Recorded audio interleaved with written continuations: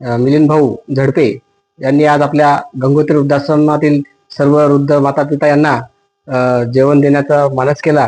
त्यांचं 2 दिवसापासून इच्छा होती ती आज आपण या गंगोत्री वृद्धाश्रमामध्ये पूर्ण केली आहे.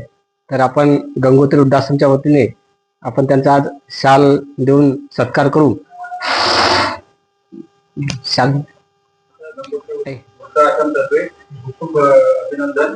त्यांनी जे आज आम्हाला स्नेह भोजन दिलं त्याच्याबद्दल पण त्यांचं अभिनंदन. जे आमचं गंगोत्री वृद्धाश्रमाचे माता पिता आहेत त्यांच्याकडून आशीर्वाद.